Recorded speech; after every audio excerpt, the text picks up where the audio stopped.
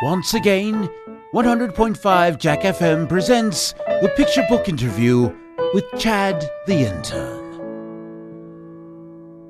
Carlos, how are you? How's it going, buddy? Not bad. Back at the Treasure Island coming up here Friday, March 19th.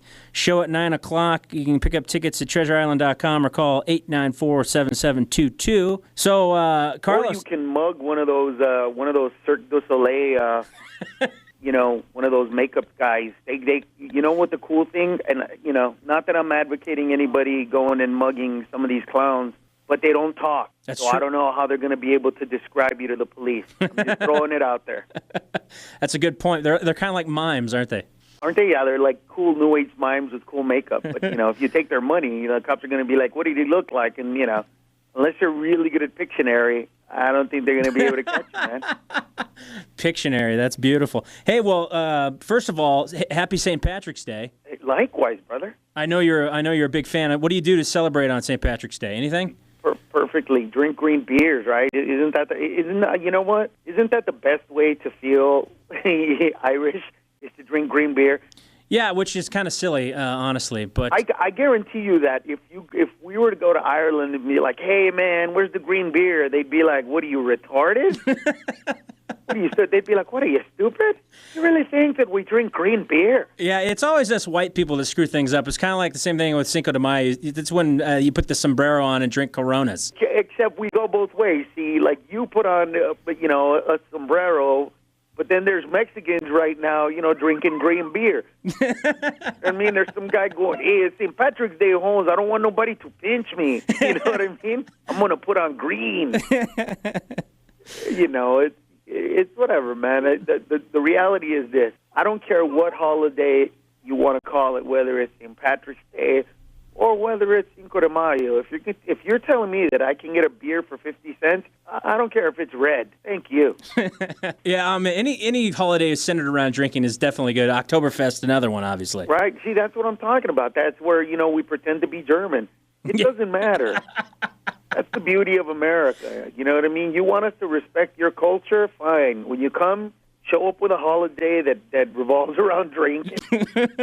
Do you have lederhosen you wear during Oktoberfest by chance? I don't, but I have one of those giant beer mugs, and my best friend is a dwarf, so I'm going to celebrate St. Patty's Day with him. There's nothing like walking around with a dwarf on St. Patrick's Day. I'll bet.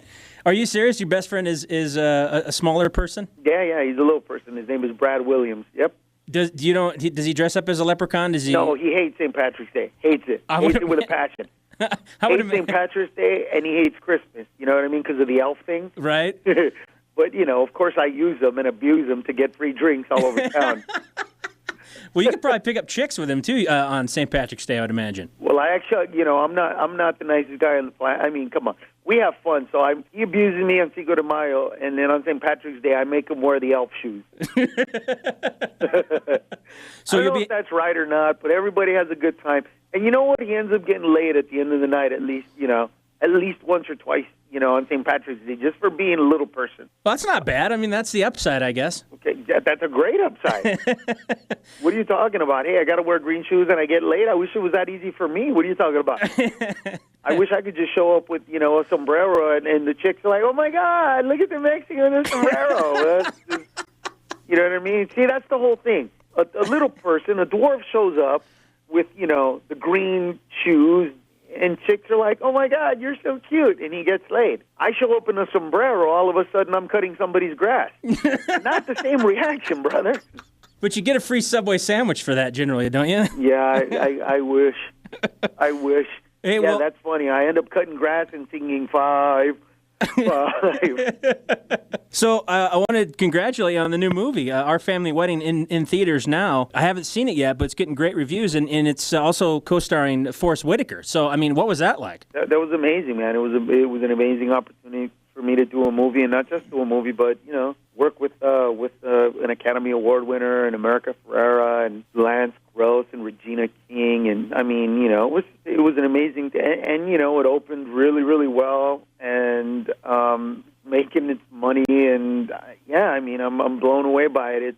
People seem to really enjoy it. What can you say, man? I mean, I'm thankful that a different side to my career is opening up. I did TV successfully. I've had a successful stand-up career. Yeah, now I can start trying to venture into, having a successful movie career. Well, and this movie basically is America and Lance, they're getting married, and you're the brother of America's character? Is that correct? No, I'm America's dad. Oh, bro. you're America's... Really? Yeah, we had to put on a lot of makeup and do a lot of stuff. But, yeah, I play her dad. So she shows up with some dude I've never met, tells me they're going to get married, and turns out that I don't like his dad. And I met him earlier that morning because I towed his car, and we just did not have a good experience together. So it's about, when two kids fall in love, man, they unite family members that might not like each other, might not dig each other's differences, might not even understand each other's cultural differences. So you and Forrest are pretty much going back and forth through the movie then, right? Yeah, I'm serious, man. Me and Forrest have like a grumpy old man kind of a vibe happening,